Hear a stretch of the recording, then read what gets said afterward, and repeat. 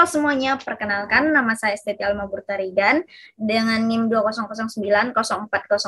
Nah, kali ini saya bakalan maparin salah satu materi dalam mata kuliah saya, yaitu dasar-dasar public relation dengan tema komunikasi yang efektif serta syarat menjadi seorang PRO. Nah, komunikasi yang efektif. Dalam komunikasi yang efektif, seorang PRO itu menerapkan komunikasi dua arah serta timbal balik.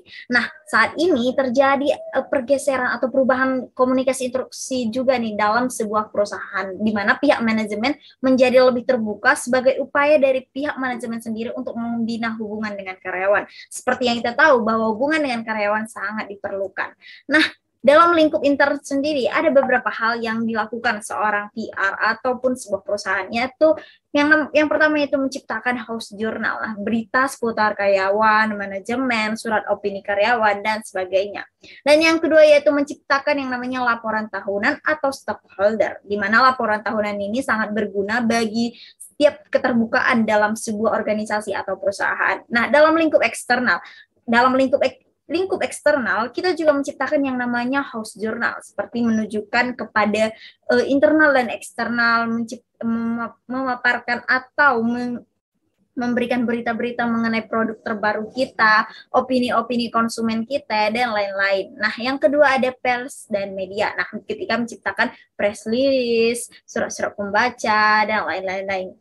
Dan yang ketiga yaitu pemerintah, yaitu ketika dalam lingkup eksternal kita juga menciptakan kebijakan bersama-sama dengan pemerintah. Nah, komunikasi yang efektif, komunikasi yang diterapkan oleh seorang PR yaitu komunikasi bersifat persuasi. Apa sih yang dimaksud dengan komunikasi bersifat persuasi? Nah, komunikasi bersifat persuasi yaitu komunikasi yang bertujuan untuk membujuk, mengubah kognisi, afeksi, serta konasi seorang komunikan. Nah, bentuk komunikasi persuasi yang dilakukan seorang PRO yaitu seperti publisitas, lobbying, mediasi, periklanan, dan sebagainya. Nah, ada beberapa hal yang harus kita penuhi untuk bisa sampai kepada yang namanya public relation yang profesional. Nah, ada beberapa hal menurut F. Jeffkins nih, ada beberapa hal yang harus kita penuhi serta kita terapkan dalam dunia PRO. Yang pertama adalah ability to communicate, yaitu kemampuan berkomunikasi. Seperti yang kita tahu, komunikasi merupakan hal penting bagi seorang PRO. Nah, yang kedua ada ability to organize. Nah, kemampuan mengorganisasikan perusahaan kita atau organisasi kita untuk menciptakan program-program baru, mengkomunikasikan juga bersama karyawan dan pimpinan. Yang ketiga ada ability to get on with people. Nah, kemampuan kita untuk membina relasi dengan publik. Seperti namanya sendiri bahwa komunikasi masyarakat atau hubungan masyarakat berkaitan erat dengan publik. Oleh karena itu, seorang PR yang baik harus mampu membina hubungan yang baik juga dengan publik. Nah, yang keempat ada personality integrity, di mana kita harus memiliki kepribadian yang utuh serta jujur.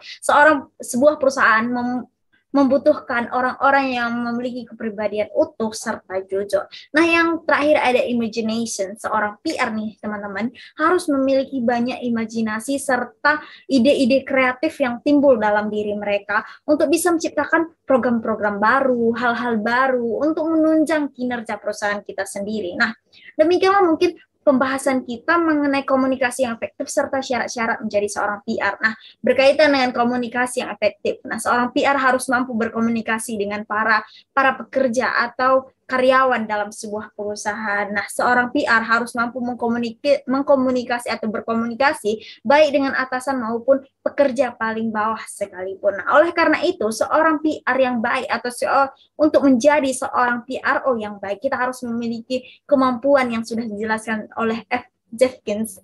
Menurut F. Jeffkins tersebut, nah seperti mungkin saya akan menjelaskan ulang seperti ability to communicate, ability to organize, ability to get on with people, personality integrity, serta imagination. Nah, oleh karena itu sebagai seorang PR yang baik, kita harus mampu menciptakan lingkungan serta iklim komunikasi yang baik dalam perusahaan kita sendiri untuk bisa membawa perusahaan kita kepada tingkat kesuksesan. Nah, seperti komunikasi persuasi. Nah, kita harus mampu mengkomunikasikan sesuatu hal kepada karyawan atau pimpinan kita untuk mempersuasi, untuk mengubah serta memujuk kondisi, afeksi, serta konasi dari komunikan kita sendiri. Nah, komunikan kita ini ada dari internal serta eksternal. Nah, oleh karena itu kemampuan kita sangat diuji dalam mengatasi berbagai permasalahan. Seorang PR harus mampu mengatasi permasalahan sebelum permasalahan itu bisa menjadi besar. Nah, oleh karena itu PR harus menjadi garda terdepan dalam sebuah perusahaan. Nah,